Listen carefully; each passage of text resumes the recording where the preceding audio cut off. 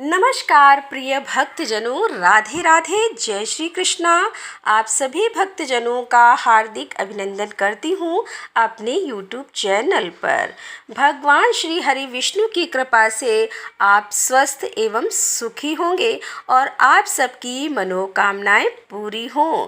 आशा है इसके पहले का अध्याय आपने जरूर सुना होगा, जिसमें हमने आपको बताया था कि पुरुषोत्तम मास में दीपदान का क्या महत्व होता है। तो दोस्तों, आज के इस अध्याय में हम बताएंगे कि पुरुषोत्तम मास के व्रत में करने वाले मनुष्यों के लिए उद्यापन किस प्रकार करना चाहिए और उसकी विधि किस प्रकार है। तो चलिए इस कथा का श्रवण करते हैं। भगवान श्री हरि का मन में ध्यान करते हुए इस कथा का श्रवण करते हैं। एक बार प्रेम से बोले विष्णु भगवान की जय। धनवा बोला कि हे ब्राह्मण, हे मुनि, आप पुरुषोत्तम मास के व्रत करने वाले मनुष्यों के लिए कृपा कर उद्यापन विधि को अच्छी तरह से कहिए। तब वाल्मीकि मुनि बोले कि पुरुषोत्तम मास व्रत के संपूर्ण फल की प्राप्ति के लिए श्री पुरुषोत्तम मास के उद्यापन विधि को थोड़े में अच्छी तरह से कहूँगा। पुरुषोत्तम मास के कृष्ण पक्ष की चतुर्दशी, नवमी अथवा अष्टमी को उद्यापन करना कहा है। इस पवित्र पुरुषोत्तम मास में प्रातःकाल उठकर तथा उपलब्ध पूजन के सामान से पूर्वाह्न ही क्रिया को कर एकाग्र मन होकर सदाचारी विष्णु भक्ति में तत्पर स्त्री सहित ऐसे 30 ब्राह्मणों को निमंत्रित करें। हे भूपते, अथवा यथाशक्ति अपने धन के अनुसार 7 अथवा 5 ब्राह्मणों को निमंत्रित करें। वाद मध्याह्न के समय 16 सेर अथवा उसका आधा यथाशक्ति पंचधान्य से उत्तम सर्वतो भद्र बनावे। सर्वोदो भद्र मंडल के ऊपर स्वर्ण, चांदी, तांबा अथवा मिट्टी के छिद्र रहित शुद्ध 4 कलश स्थापना करना चाहिए। 4 व्यू के प्रत्यर्थ चारों दिशाओं में बेल से युक्त उत्तम वस्त्र से वेसित पान से युक्त उन कलशों को करना चाहिए। उन चारों कलशों पर क्रम से वासुदेव, हलधर, प्रद्युम्न और अनिरुद्ध देव पुरुषोत्तम मास व्रत से आरंभ में स्थापित किए हुए राधिका सहित देव देवेश पुरुषोत्तम भगवान को कलश युक्त वहां से लाकर मंडल के ऊपर मध्य भाग में स्थापित करें। वेदांग के जानने वाले वैष्णव को आचार्य बनाकर जप के लिए 4 ब्राह्मणों का वरण करें। उनको अंगूठी के सहित 2-2 वस्त्र देना चाहिए। प्रसन्न मन से वस्त्र, आभूषण आदि से आचार्य को विभूषित करके फिर शरीर शुद्धि के लिए प्रायश्चित गोदान करें। तदंतर स्त्री के साथ पूर्वोक्त विधि से पूजा करनी चाहिए और वरण किए हुए 4 ब्राह्मणों से 4 व्यू का जप कराना चाहिए और 4 दिशाओं में 4 दीपक ऊपर के भाग में स्थापित करना चाहिए।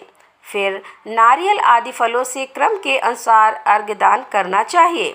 घुटनों के बल से पृथ्वी में स्थित होकर पंचरत्न और यथावलब्ध अच्छे फलों को दोनों हाथ में लेकर श्रद्धा भक्ति से युक्त स्त्री के साथ हर्ष से युक्त हो प्रसन्न मन से श्री हरि भगवान का स्मरण करता हुआ अर्घ्यदान करें।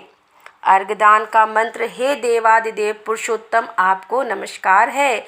हे हरे राधिका के साथ आप मुझसे दिए गए अर्घ्य को ग्रहण करें। नवीन मेघ के समान श्याम वर्ण 2 भुजाधारी मुरली हाथ में धारण किए पीताम्बरधारी देव राधिका के सहित पुरुषोत्तम भगवान को नमस्कार है। इस प्रकार भक्ति के साथ राधिका के सहित पुरुषोत्तम भगवान को नमस्कार करके चतुर्थ नाम मंत्रों से तिल की आहुति दे। इसके बाद उनके मंत्रों से तर्पण और मार्जन करें। बाद में राधिका के सहित पुरुषोत्तम देव की आरती करें। अब निराजन का मंत्र: कमल के दल के समान कांति वाले राधिका के रमण कोटि कामदेव के सौंदर्य को धारण करने वाले देवेश का प्रेम से निराजन करता हूँ। अध ध्यान मंत्र: अनंत रत्नों से शोभायमान सिंहासन पर स्थित अंतर्ज्योति स्वरूप वंशी शब्द से अत्यंत मोहित वज्र की स्त्रियों से घिरे हुए हैं।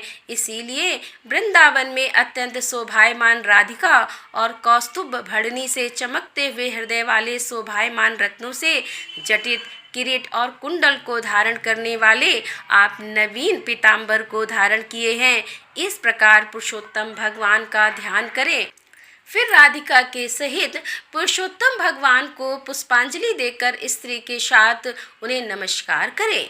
नवीन मेघ के समान श्याम वर्ण पित वस्त्रधारी अच्युत श्रीवत्स चिन्ह से शोभित और स्थल वाले राधिका सहित हरि भगवान को नमस्कार है।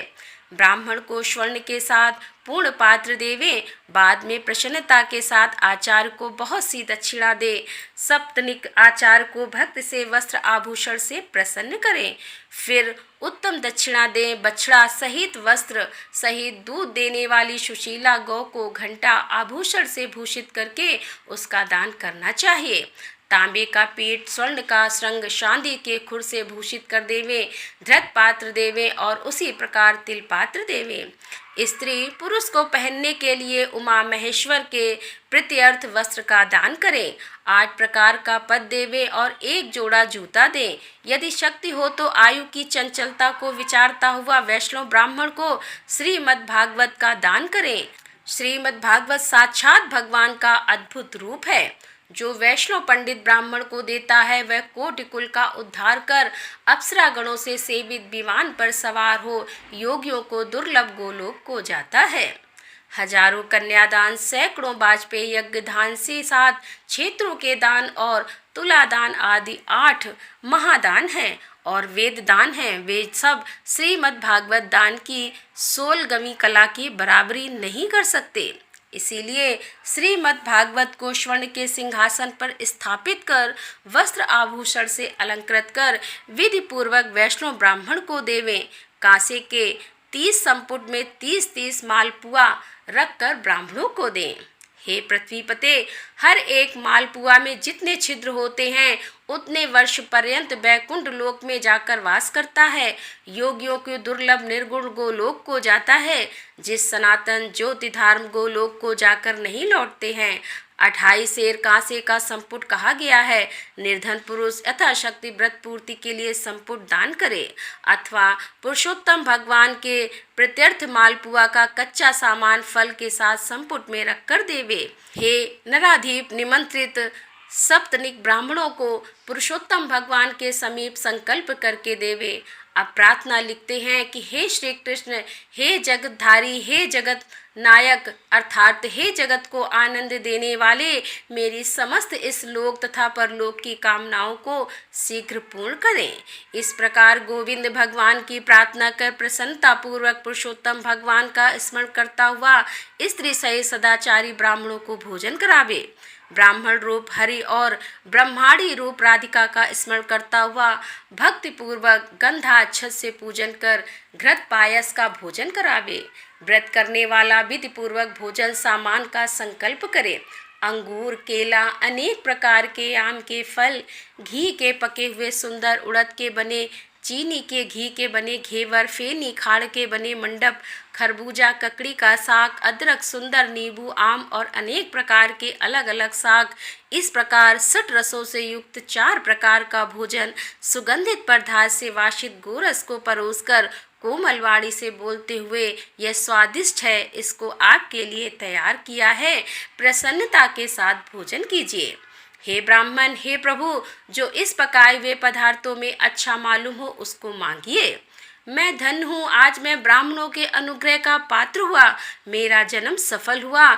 इस प्रकार कहकर आनंद पूर्वक ब्राह्मणों को भोजन कराकर तांबुल और दक्षिणा देवें।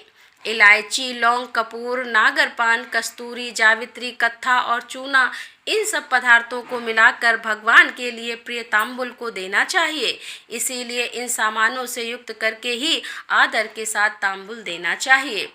जो इस प्रकार तांबुल को ब्राह्मण श्रेष्ठ के लिए देता है वह इस लोक में ऐश्वर्य सुख भोग कर परलोक में अमृत को भोगता है।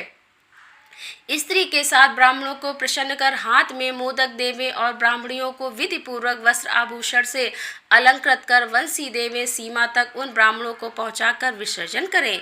मंत्रहीन, क्रियाहीन, भक्तिहीन जनार्दन यत्व पूजित मया देवम परिपूर्णम तस्तु में, और इस मन से पुरुषोत्तम भगवान को क्षमापन समर्पण करें। यस्य समृतया चा नामो कत्या तपो यज्ञ क्रियादिषु न्यूनं संपूर्णतां याति संगदो वंदे तम च युक्तम। इस मंत्र से जनार्दन भगवान को नमस्कार। जो कुछ कमी रह गई हो वह अच्युत भगवान की कृपा से पूर्ण फल देने वाला हो, यह कहकर यथा सुख विचरे।